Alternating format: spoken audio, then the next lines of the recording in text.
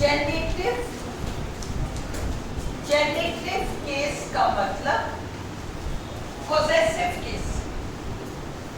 तुम्हें पता है कि अगर मुझे कहना है लड़की के बाल, लड़की के बाल, इस लड़की के बाल, तो मैं कहूंगी दिस,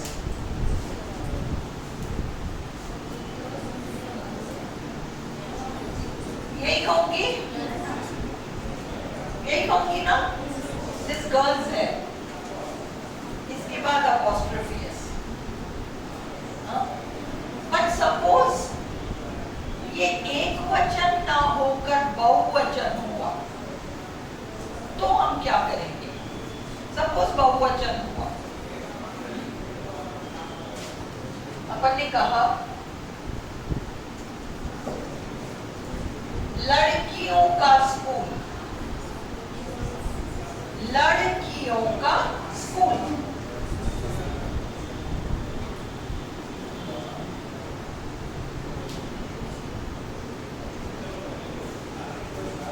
अब एस में प्लूरल एड हो रहा है, एस ये सिंगुलर था, इसका प्लूरल एस, लड़कियों का स्कूल, तो हम यहाँ अपॉस्ट्रोफी एस के बाद लगाकर दोबारा एस नहीं लगाएंगे, दोबारा एस नहीं लगाएंगे। ये क्लियर हुआ? सपोज मैं कहूँ मेरे मम्मी पापा की गाड़ी, मेरे मम्मी पापा की गाड़ी, तो मम्मी पापा पेरेंट्स हो गए, पेरेंट एक वचन, बहुवचन पेरेंट्स है ना, तो माय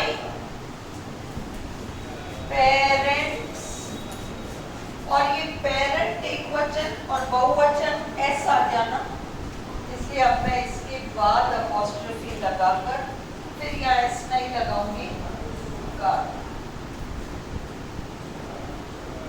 जब कोई संज्ञा का बहुवचन या प्लूरल एस पर खत्म होता है, लिखो रूल, जेनिटिव केस हेडिंग लगाओ और रूल लिखो, when a plural noun ends in S,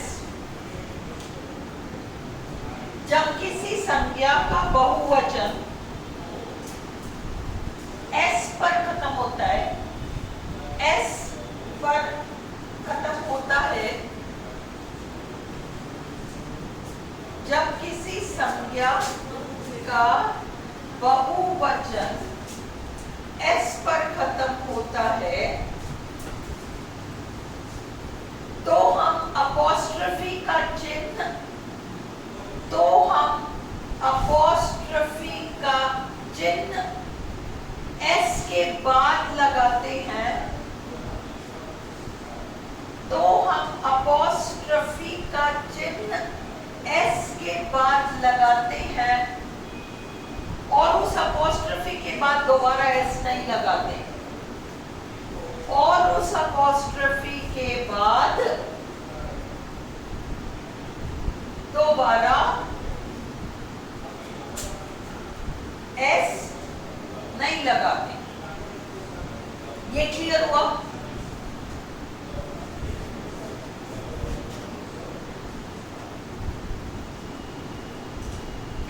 ये रूल देखो, पहले रूल देखो फिर लिख लेना जितने लेट आए थे।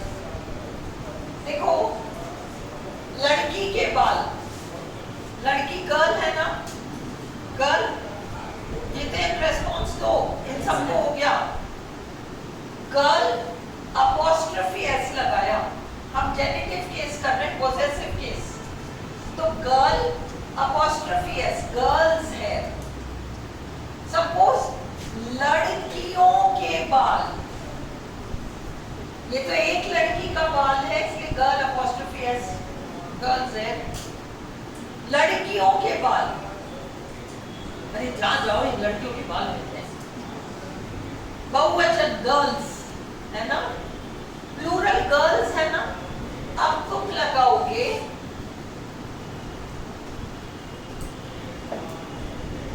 पर दोबारा एस नहीं लगाओ, क्योंकि इस एक वचन का बहुवचन लगाते वक्त एस आ गया, इसलिए इसके बाद आप अपॉस्ट्रोफी तो लगाओगे बट दोबारा एस नहीं लगाओगे, ये नहीं लगाओगे, ये गलत है।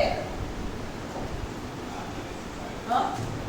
लड़कियों का स्कूल, गर्ल का प्लूरल गर्ल्स, गर्ल्स अपॉस्ट्रोफी, दोबारा एस नहीं लगाओगे।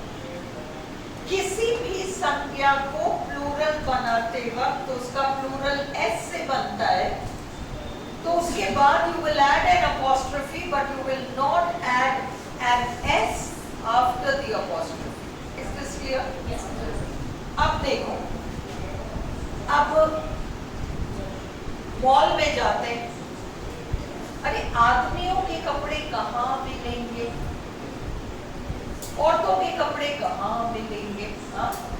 तो मैन एक वचन है, मैन एक वचन है ना, इसका बहुवचन है मैन, इसका बहुवचन कहीं ऐसे दिख रहा है? इसमें तो ऐसे दिखा, इसमें ऐसे नहीं दिख रहा ना। अब क्या करोगे? मेंस रूम, मेंस क्लोथ्स, क्योंकि बहुवचन में पहले से एस नहीं है इसलिए आप अपॉस्ट्रोफी एस लगाओगे। किसी भी संज्ञा के बहुवचन में पहले से एस हो तो आप अपॉस्ट्रोफी लगाकर दोबारा एस नहीं लिखोगे। किसी भी संज्ञा के प्लूरल में एस ना हो तो आप क्या करोगे? उसमें उसको पहले प्लूरल बनाओगे और प्लूरल वो प्लूरल है और उसमें apostrophe S. Men's room, women's room, देखो इसका एक वचन तो वुमन है ना, फिर इसका बहुवचन वीमेन हो गया, WOMEN। अब आप अपॉस्ट्रोफी भी लगाओ और एस भी लगाओ। Is this clear? Generative case clear हो गया? अब एक मोटा सा रूल याद रखो, जब हम वस्तुओं की बात करते हैं, हाँ? इस टेबल की टांग, तो हम टेबल्स लेग नहीं कहेंगे।